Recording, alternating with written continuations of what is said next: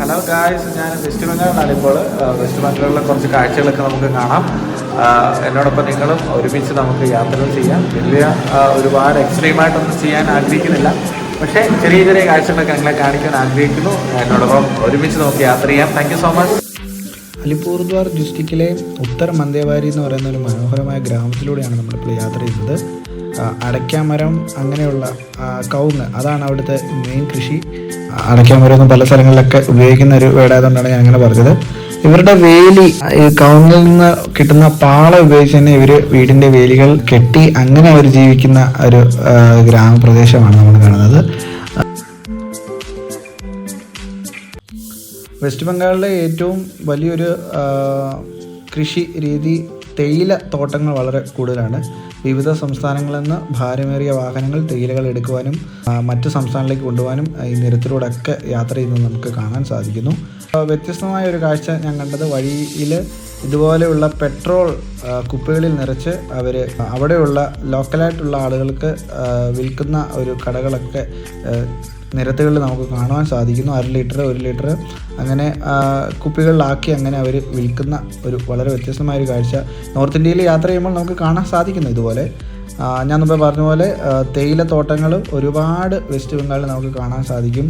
വളരെ രസമുണ്ട്. അതിന് നടുക്കൂടുള്ള വഴികളിലൂടെയൊക്കെ യാത്ര വളരെ അടിപൊളിയാണ്, നല്ല കൗതുകമാണ്.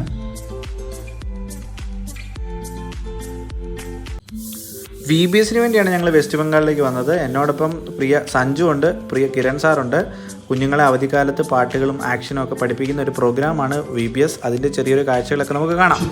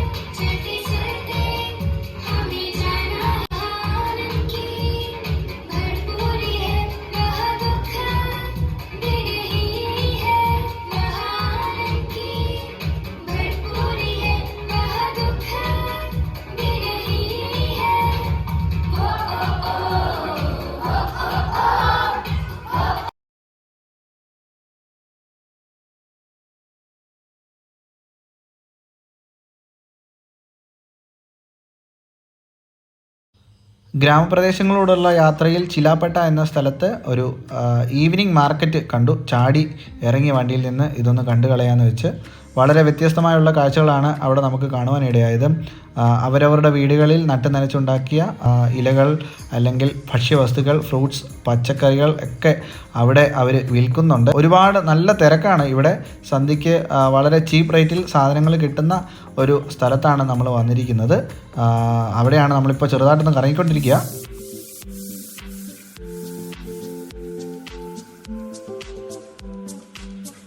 ഫിഷും ചിക്കനും അവിടെ വെട്ടി വിൽക്കപ്പെടുന്നുണ്ട്.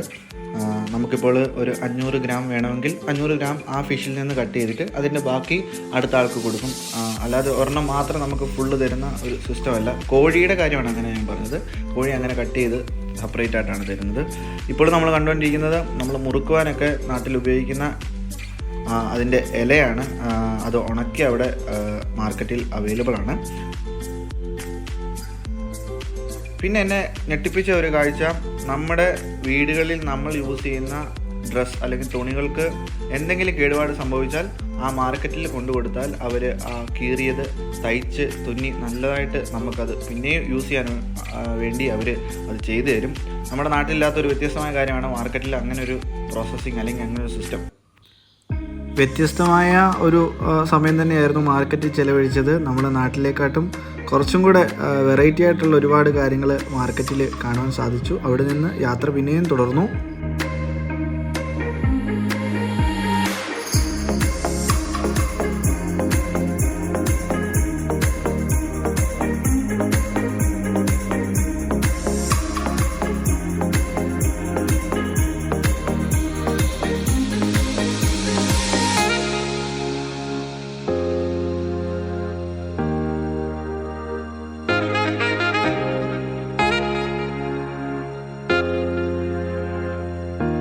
ഒരു ഹോട്ടലിൽ രാവിലത്തെ ബ്രേക്ക്ഫാസ്റ്റ് കഴിക്കാൻ കയറിയതാണ്. അവിടുത്തെ ഭക്ഷണ രീതി റൊട്ടിയും പിന്നെ കിഴങ്ങും സോയാബീനും ചേർത്ത ഒരു കറിയാണ്. അവിടുത്തെ പ്ലേറ്റ് നിങ്ങൾ ശ്രദ്ധിച്ചോ, പത്തര പേപ്പറിലാണ് അവർ നമുക്ക് ഫുഡ് സെർവ് ചെയ്യുന്നത്. വളരെ ലളിതമായ രീതിയിലാണ് ഹോട്ടലുകളിൽ ഇങ്ങനെ ഫുഡ് സെർവ് ചെയ്യുന്നത്.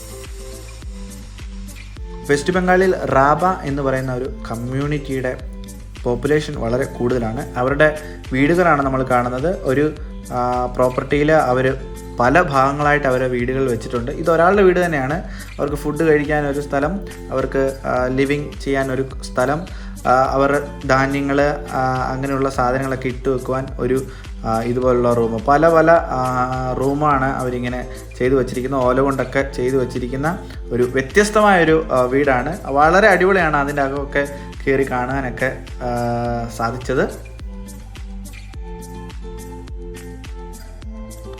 2 ആഴ്ചത്തെ വെസ്റ്റ് ബംഗാൾ ട്രിപ്പിന് ശേഷം തിരിച്ച് കേരളത്തിലോട്ടുള്ള മടക്കയാത്രയാണ് ആരംഭിക്കാൻ പോവുകയാണ്. വെസ്റ്റ് ബംഗാളിലെ സിലിഗുരിക്ക് അടുത്ത് ബാഗ് ഡോഗ്ര എന്ന് പറയുന്ന എയർപോർട്ടിലാണ്. ഡൊമസ്റ്റിക് എയർപോർട്ടാണ്. എയർ ഇന്ത്യ ആണ് ബുക്ക് ചെയ്തത്. പക്ഷേ 2 മണിക്കൂർ ഞങ്ങളെ വലച്ചു. എയർപോർട്ടിൽ ഞങ്ങളെ ഇരുത്തി എയർ ഇന്ത്യ. 2 മണിക്കൂർ ലേറ്റായിട്ടാണ് എയർ ഇന്ത്യ വന്നത്. പക്ഷേ വളരെ സന്തോഷം, എയർ ഇന്ത്യ ഞങ്ങൾക്ക് ഫുഡ് തന്നു. എയർപോർട്ടിലെ ഫുഡിൻ്റെ കാര്യങ്ങളൊക്കെ അറിയാമല്ലോ, വളരെ വില കൂടുതലാണ് ഓരോ സാധനങ്ങൾക്ക്. പക്ഷേ എയർ ഇന്ത്യ ഞങ്ങളെ ചതിച്ചില്ല. ഞങ്ങൾക്ക് ചെറിയൊരു സ്നാക്സ്, ഒരു ബോക്സൊക്കെ തന്നു. ബോക്സ് കണ്ടപ്പോൾ ഞങ്ങളോടത്ത് ഫുൾ സ്വീറ്റ്സ് ആയിരിക്കുന്നു. പക്ഷേ ഓപ്പൺ ചെയ്ത് നോക്കിയപ്പോൾ അവിടുത്തെ ഒരു കച്ചോരി ഉണ്ടായിരുന്നു, പിന്നെ ഒരു പേടയുണ്ടായിരുന്നു, പിന്നെ ഒരു ഫ്രൂട്ടി പോലുള്ള ഒരു മാംഗോ ഐറ്റം. പിന്നെ ഫ്ലൈറ്റ് വന്നു. ഫ്ലൈറ്റിലേക്ക് കയറാനുള്ള പരിപാടിയായിരുന്നു. ആദ്യത്തെ ഫ്ലൈറ്റ് യാത്രയായിരുന്നു. വെസ്റ്റ് ബംഗാൾ വളരെ അടിച്ചു പൊളിച്ചു. താങ്ക്